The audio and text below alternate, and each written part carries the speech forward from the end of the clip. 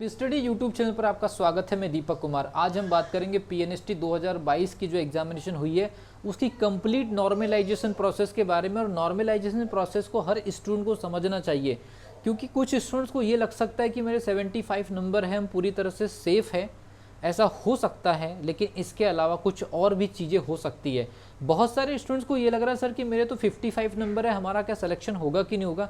मैं आपको बता दूं, ऐसी कई सारी कंडीशंस बनने वाली जहां पर 55 नंबर वाले जो स्टूडेंट है वो भी सिलेक्ट हो सकते हैं, और 65 वाले जो स्टूडेंट है वो भी हो सकता है कि सिलेक्शन से बाहर हो जाए। अब आप बोलेंगे कि ये क्या सिचुएशन आप बताने की कोशिश करें। मैं आपको बिल्कुल रियल सिचुएशन बताने जा रहा हूँ जो इसके बाद कंडक्ट होने वाली है। ये जो प्रोसेस अब स्टार्ट होगी एग्जामिनेशन के बाद, इसके बारे में हो सकता है कि पूरे यूट्यूब पर आपको इतना डिटेल वीडियो ना मिले, इसलिए पूरा लास्ट तक आप इस वीडियो को ऑब्जर्व करिए। जो चीज़ें दूंगा आपको बिल्कुल क्लियर कट एक्सप्लेनेशन के साथ और पूरे कैलकुलेशन के साथ दूंगा। आप जैसे जानते हैं, मैंने काफ़ी सारे स्टूडेंट से बात की अलग अलग डिस्ट्रिक्ट में जहाँ जहाँ सेंटर थे। ऑन एन एवरेज अप्रॉक्सीमेट 75,000 के आसपास स्टूडेंट्स एग्जामिनेशन में अटेम्प्ट किए। हो सकता है ये डेटा में थोड़ा बहुत चेंजेस हो सकता है कि मैं 75,000 बोल रहा हूँ, तो हो सकता है 5-10 हज़ार का डाटा इधर उधर हो सकता है, लेकिन 75,000 हम लेकर के चल रहे हैं कि इतने स्टूडेंट्स एग्जामिनेशन में अपीयर करे हैं। अकॉर्डिंग टू जो मैंने बात किया स्टूडेंट से, कितने कॉलेजेस के सेंटर थे और एक एक सेंटर में से कितने कितने स्टूडेंट्स पर शिफ्ट निकल रहे हैं, उसके बेसिस पर एक नॉमिनल कैलकुलेशन करने के बाद हमने निकाला कि 70,000 से 75,000 के बीच स्टूडेंट्स एग्जामिनेशन में बैठे हैं। देन उनके बाद आपको पता है टोटल 10 शिफ्ट में एग्जामिनेशन कंडक्ट हुई। मैं आपको एक एक शिफ्ट का एनालिसिस बताऊंगा, और सीट आपके पास में 810 सीट है। एक चीज़ मैं आपको बताना चाहूँगा कि ये नॉर्मलाइजेशन प्रोसेस क्या होती है। नॉर्मलाइजेशन के कुछ बेसिक अजम्पशन होते हैं, मतलब उसके पीछे कुछ बेसिक थ्योरी ये होती है कि जैसे कुछ शिफ्ट में मार्किंग ज़्यादा हो रही है, कुछ शिफ्ट में बहुत हालत ख़राब है, तो नॉर्मलाइजेशन का पहला रूल ये होता है कि अगर मान लीजिए आपके पास में टोटल 10 शिफ्ट में पेपर कंडक्ट हुआ है और आपके पास में 810 सीट है, तो ये कैलकुलेट एश्योर किया जाता है, या इस कैलकुलेशन को ऐसा स्थिर किया जाता है नॉर्मलाइजेशन के फॉर्मूले में कि कम से कम ये हम सुनिश्चित कर ले कि एक शिफ्ट से, मतलब हर एक शिफ्ट से बराबर स्टूडेंट सेलेक्ट हो, और उसमें कैटेगरी का भी ध्यान रखा जाए। ये नॉर्मलाइजेशन का प्रोसेस एक सॉफ्टवेयर में ऑलरेडी रिजल्ट में फीड रहता है। जब आपका रिजल्ट आएगा तब ये फॉर्मूला ऑटोमेटिकली काम करेगा। इसमें सारी चीज़ें मैं बता रहा हूँ, इसलिए वीडियो को लास्ट तक छोड़ करके मत जाना।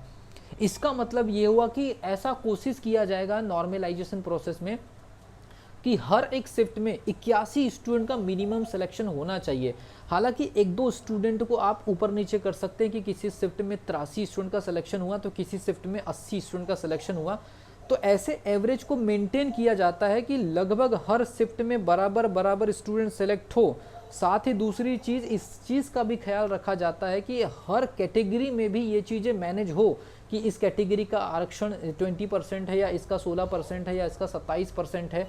तो ये भी पूरा बैलेंस किया जाता है। मतलब नॉर्मलाइजेशन फार्मूला ये दोनों कंडीशन को फॉलो करते हुए चलता है कि हर शिफ्ट में बराबर स्टूडेंट सेलेक्ट होने चाहिए, और उसमें कैटेगरी का भी ध्यान रखा जाता है। तीसरी सबसे बड़ी चीज़ कि अगर मान लीजिए कि एक शिफ्ट में 81 स्टूडेंट का सिलेक्शन होना है, लेकिन किसी शिफ्ट में इतने ज़्यादा नंबर बन गए कि उसी शिफ्ट से 200-250 स्टूडेंट अगर सेलेक्ट हो रहे हैं, तो उसी शिफ्ट के नंबर को कम करके कोई 81 या 82 स्टूडेंट लोगों को सिलेक्ट कराने की कोशिश की जाती है। और अगर मान लीजिए किसी शिफ्ट में केवल 57-62 नंबर के आसपास ही नंबर आए, और उस शिफ्ट में एक एवरेज नंबर के आसपास जो डिसाइड किया जाता है मीन, जिसको हम एक कैलकुलेशन का फॉर्मूला होता है मीन फार्मूला, उस फार्मूले के आसपास अगर मान लीजिए कि इस शिफ्ट में केवल 50 ही स्टूडेंट सेलेक्ट हो रहे हैं या 30 ही स्टूडेंट सेलेक्ट हो रहे हैं कि 65 के ऊपर ज़्यादा लोग जा ही नहीं पाए, तो ऐसी कंडीशन में उस शिफ्ट के सभी स्टूडेंट का नंबर बढ़ाने की कोशिश की जाती है, और वहाँ से भी इक्वल अमाउंट या इक्वल नंबर ऑफ स्टूडेंट को सेलेक्ट कराने के लिए फॉर्मूला उस हिसाब से नंबर बढ़ाता है। लेकिन फिर एक और बात आती है कि नंबर कितने बढ़ते हैं, ये नंबर बढ़ने और घटने का कैलकुलेशन कैसे चलता है, तो ये तो सॉफ्टवेयर में फॉर्मूले में फीड होता है। लेकिन मैं इसका हिंट आपको दे रहा हूँ। तो जिन स्टूडेंट के नंबर ज़्यादा होते हैं, अच्छे से समझना, जिन स्टूडेंट के नंबर ज़्यादा होते हैं, तो अगर उनके नंबर बढ़ते हैं तो कम नंबर वालों की तुलना में थोड़े से ज़्यादा बढ़ते हैं। इसका मतलब है जिनके ज़्यादा क्वेश्चन सही होते हैं, बढ़ने पर उनको थोड़ा सा ज़्यादा प्रॉफिट होता है दशमलव में।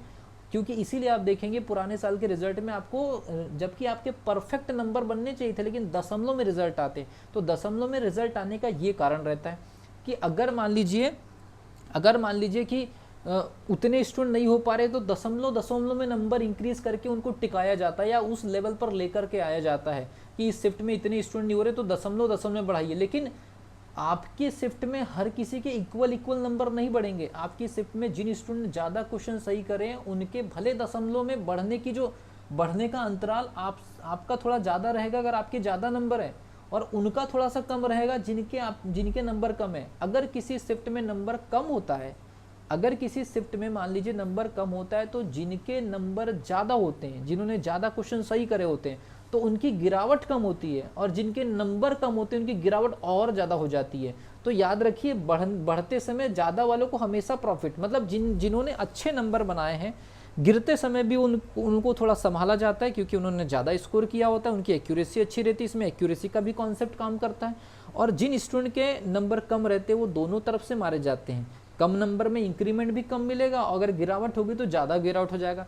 फिर एक और सवाल आता है कि सर कितने नंबर बढ़ जाते होंगे या कितने नंबर कम हो जाते होंगे। मैं प्रीवियस एक्सपीरियंस के आधार पे बता रहा हूँ, कोई भी मनगढ़ंत कहानी या किसी भी प्रकार की स्टोरी मैं आपको यहाँ पर नहीं बताने वाला हूँ। जो होता है एक्सपीरियंस के बेसिस पर, पुराने रिजल्ट्स के बेसिस पर बता रहा हूँ। तो पहले पीएनएसटी की मैक्सिमम 4 शिफ्ट होती थी, और 4 शिफ्ट में अधिकतम नंबरों में बदलाव मैंने 4 नंबर तक देखा है। पीएनएसटी में पहले 4 शिफ्ट हुआ करती थी 2021 के पेपर में, उसके पहले भी मैक्सिमम 4 शिफ्ट अभी तक कंडक्ट हुई थी। ये इस बार 10 शिफ्ट में पेपर कंडक्ट हुआ है। तो 4 शिफ्ट में मैक्सिमम वेरिएशन जो देखा गया है वो 4 नंबर तक देखा गया है। कुछ स्टूडेंट के 5-5 नंबर तक भी वेरिएशन हुए हैं। इस बार 10 शिफ्ट में अगर एग्जामिनेशन हुआ है तो मेरा ये मानना है कि 8-10 नंबर 12 नंबर का भी वेरिएशन आ सकता है। अब इस वीडियो का सबसे इम्पॉर्टेंट पार्ट आपके सामने आ रहा है कि 8, 10, 12 नंबर का भी उछाल या गिरावट आ सकती है।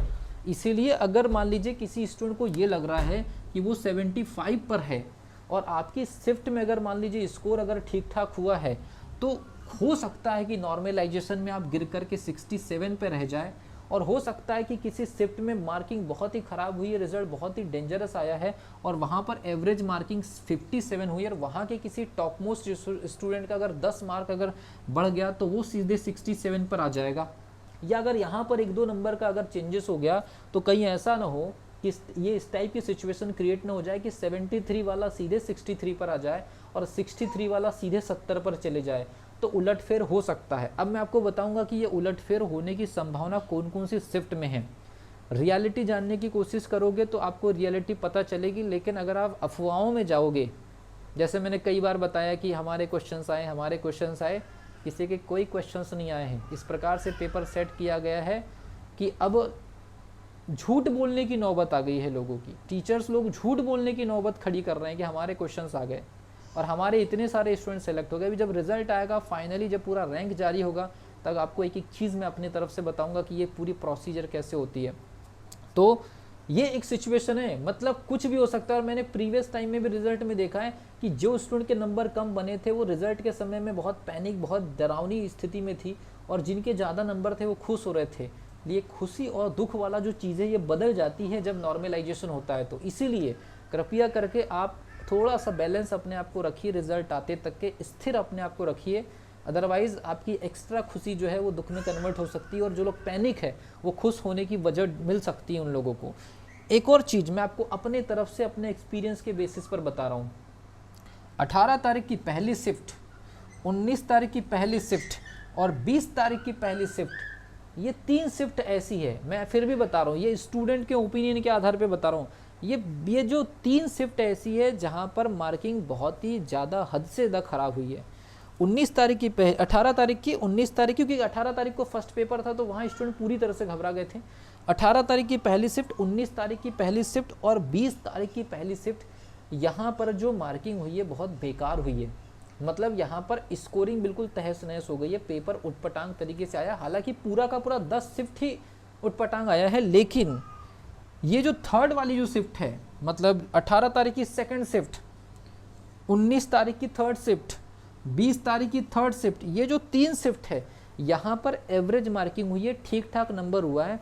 तो याद रखिए जहाँ पर ठीक ठाक मार्किंग हुई है वहाँ नॉर्मलाइजेशन में गिरावट होने की संभावना रहती है। मैं अभी किसी भी स्टूडेंट या किसी भी शिफ्ट के स्टूडेंट को न तो पैनिक करना चाह रहा हूँ, न ही आपको किसी प्रकार का अलर्ट देने चाह रहा हूँ। लेकिन मैं आपको सिचुएशन बता दे रहा हूँ क्योंकि डेटा मेरे पास में भी 700 से भी ज़्यादा स्टूडेंट्स के डेटा पर्सनली है।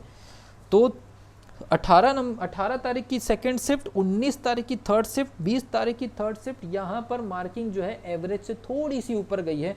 तो नॉर्मलाइजेशन में कुछ डिक्रीमेंट देखने को मिल सकता है, लेकिन ये ऑथेंटिकेट नहीं है क्योंकि हो सकता है मेरे पास उन शिफ्ट के प्रॉपर डेटा कम आए होंगे, इस चीज़ को मैं एक्सेप्ट कर रहा हूँ।